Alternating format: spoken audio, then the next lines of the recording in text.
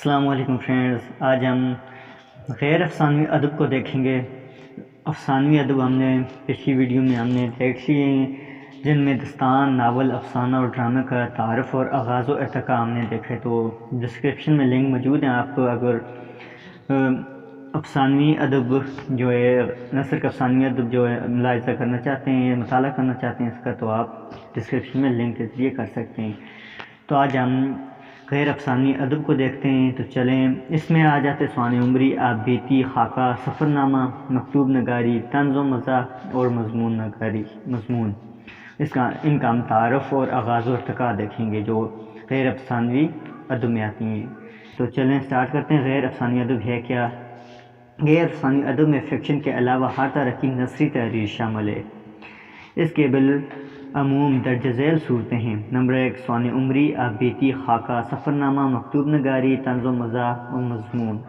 Number 1 ہم start کرتے ہیں سوانح عمری، جس کے لیے انگریزی لفظ بایوگرافی کا لفظ جو ہے استعمال ہوتا ہے۔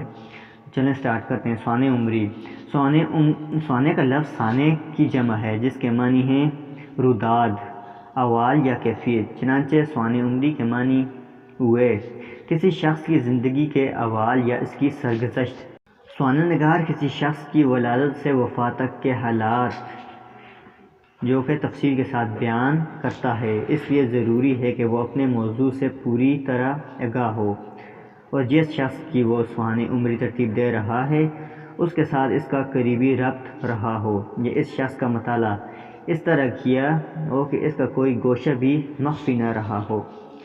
اس کے ساتھ ساتھ سوانح نگار کے لیے یہ بھی لازم ہے کہ وہ اس شخص کے پورے عہد کا مکمل شعور رکھتا ہو۔ کوئی بھی شخص، خواہ وہ کتنا ہی قداور اور عام سماجی و معاشرتی سطح سے کتنا ہی بلند کیوں نہ ہو، اسی ماحول کا پروردہ ہوتا ہے جس میں اس نے زندگی بتائی ہے، اور اسے قدم قدم پر اپنے ہی لوگوں سے واسطہ پڑتا ہے۔ اس لیے سوانح نگار کو چاہیے کہ وہ معاشرے میں کی تہذیبی و فکری سطح سے مکمل آگاہ ہو، وگرنہ زیر ترتیب سوانح عمری سے انصاف نہیں کر سکے گا۔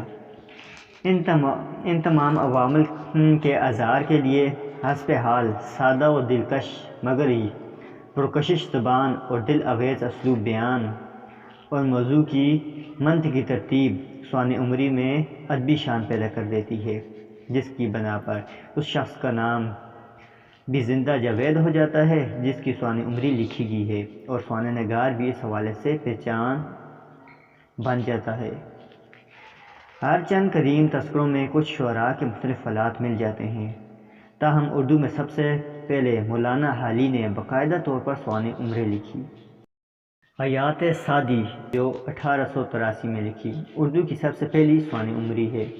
مولانا حالی نے یادگار غالب جو لکھی 1897 میں لکھی، جو ان کے استاد محترم مرزا غالب کی یادگار سوانح عمری ہے، اور حیات جاوید جو 1901 میں لکھی گئی، ان کے مربی و موسن سر سید احمد خان کی سوانح عمری ہے، جس میں سر سید احمد خان کے احوال و آثار اور ان کے کارائے نمایاں اس طرح ولہانہ انداز اور اس قدر دلکش انداز تحریر میں بیان ہوئے ہیں کہ ضخیم ہونے کے باوجود حیات جاوید اردو کی بہترین سوانح عمری شمار ہوتی ہے۔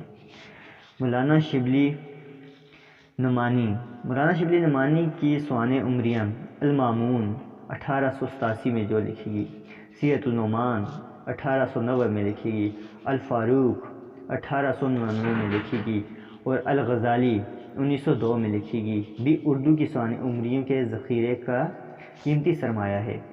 مولانا حالی اور مولانا شبلی نعمانی کی سوانح عمریوں کے بعد بھی بے شمار سوانح عمریاں لکھی گئی ہیں اور لکھی جا رہی ہیں، جن میں افتخار احمد صدیقی کی حیات النظیر 1912 میں لکھی، رئیس احمد جعفری کی سیرت محمد علی 1924 میں لکھی گئی، سید سلمان ندوی کی حیات شبلی 1925 میں لکھی گئی، اور عبد المجید سالک کی ذکر اقبال 1954 میں لکھی زیادہ عام ہیں۔ شکریہ۔ مزید اصناف نثر یا نظم کے لیے چینل کو سبسکرائب کریں اور ڈسکرپشن میں موجود لنک پر کلک کریں۔